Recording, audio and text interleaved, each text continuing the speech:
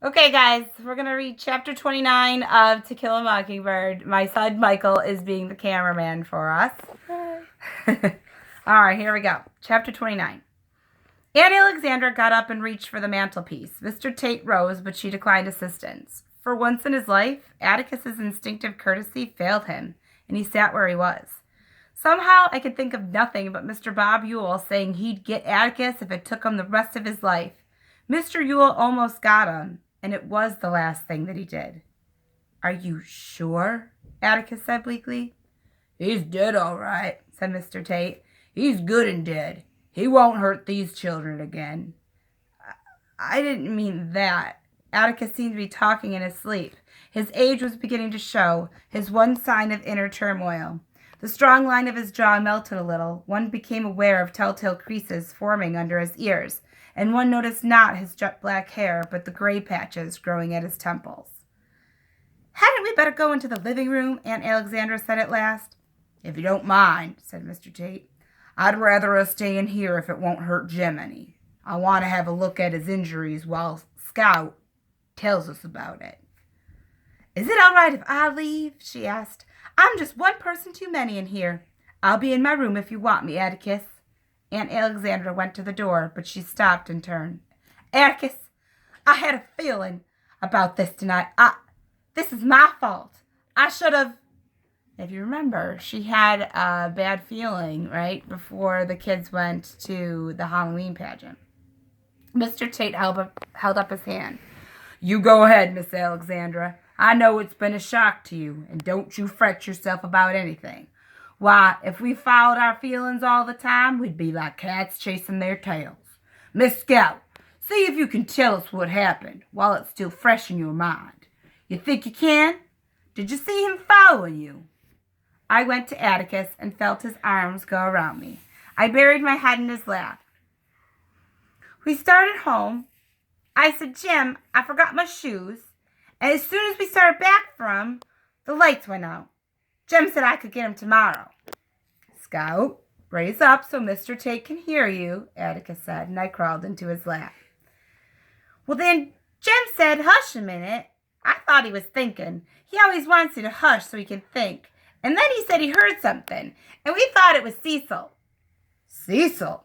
"Yeah, Cecil Jacobs. He scared us once tonight, and we thought it was him again. He had on a sheet. They gave a quarter for the best costume. I don't know who won it." "Okay, well, where were you when you thought it was Cecil?"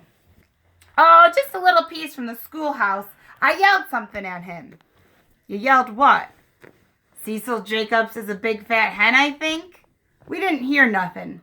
And then Jem yelled, "Hello," or something, loud enough to wake the dead. "Just a minute, Scout," said Mr. Tate. "Mr. Finch, did you hear them?" Atticus said that he didn't, that he had the radio on. Aunt Alexandra had hers going in her bedroom.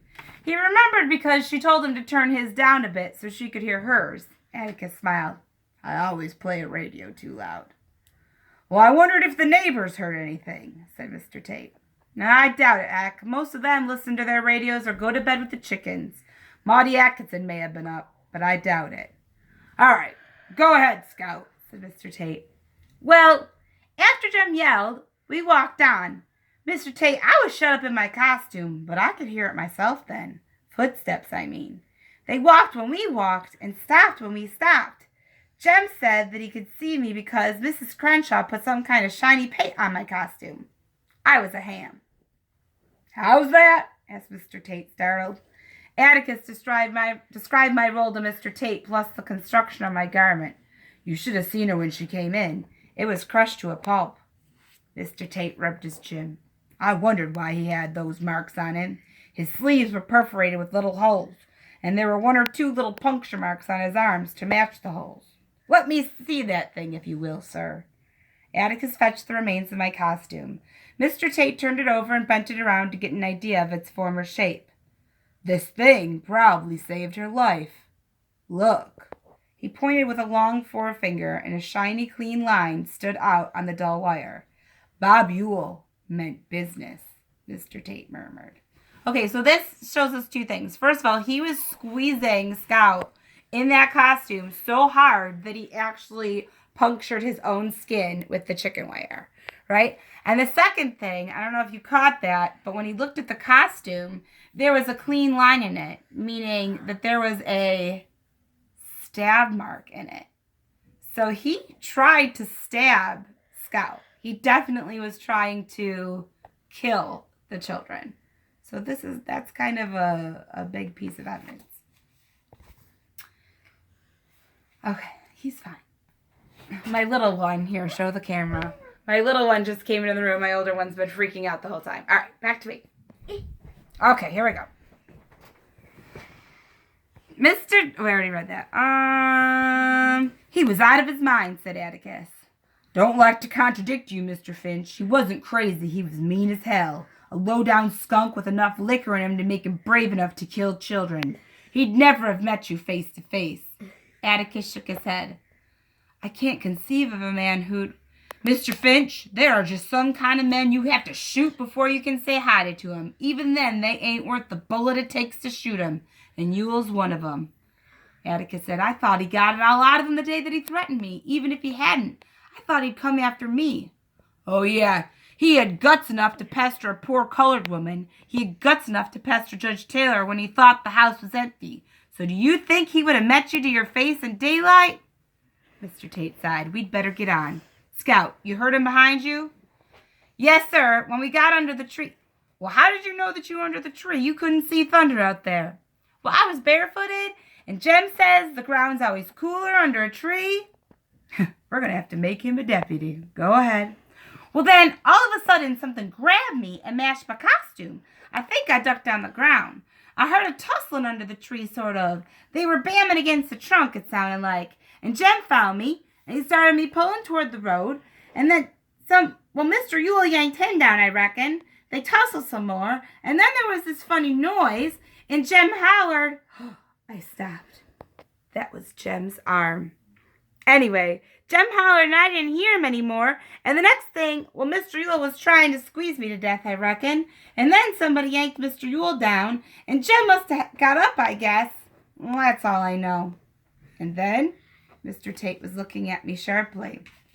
Well, somebody was staggering around and panting and coughing a fit to die. I thought it was Jem at first, but it didn't sound like him. So I went looking for Jem on the ground. I thought Atticus had come to help us, and it got wore out. Well, who was it? Well, there he is, Mr. Tate. He could tell you his name.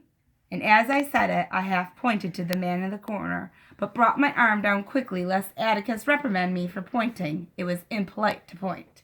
He was still leaning against the wall. He'd been leaning against the wall when I came into the room, his arms folded across his chest. As I pointed, he brought his arms down and pressed the palms of his hands against the wall. They were white hands, sickly white hands that had never seen the sun. So white, they stood out garishly against the dull cream wall in the dim light of Jem's room. I looked from his hands to the sand-stained khaki pants. My eyes traveled up his thin frame to his torn denim shirt. His face was as white as his hands, but for a shadow on his jutting chin. His cheeks were thin to hollowness, and his mouth was wide. They were shallow, almost delicate indentations at his temples, and his gray eyes were so colorless, I thought he was blind. His hair was dead and thin, almost feathery on the top of his head. And when I pointed to him, his palms slipped slightly, leaving greasy sweat streaks on the wall, and he hooked his thumbs in his belt. A strange small spasm shook him as if he heard fingernails scrape slate. But as I gazed at him in wonder, the tension slowly drained from his face. His lips parted into a timid smile, and our neighbor's image blurred with my sudden tears. Hey, Boo, I said. Okay, so finally, we kind of guessed this in the last chapter, but finally we know for sure that it is Boo Radley, right, that rescued the children, brought Jem home, right, and is now standing very awkwardly in the corner. Okay, we are going to read chapter 30 next. We're going to stop this video and tape it on a new one.